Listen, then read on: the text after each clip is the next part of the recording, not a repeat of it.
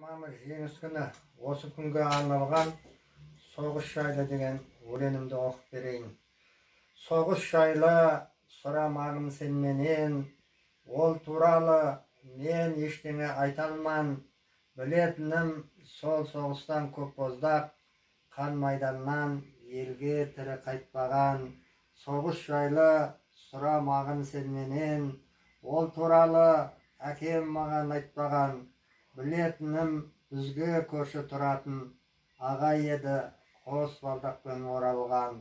Соғыс жайлы сұрамағын сенменен, ол туралы көріп өстім кинодан.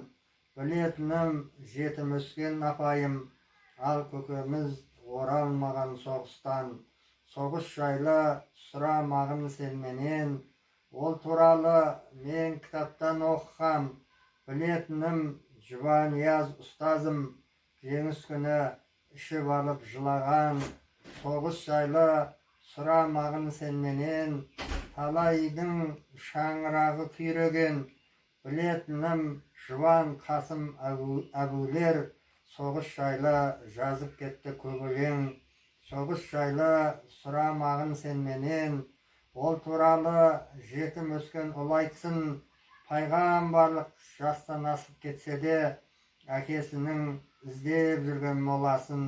Соғыс жайлы сұрамағын сенменен, ол туралы ардагерлер өз айтқан. Білетінім Хиуаз қызы қазақтың жаудың талай ұшақтарын қиратқан. Соғыс жайлы сұрамағын сенменен, талайдың шаңырағы күйреген.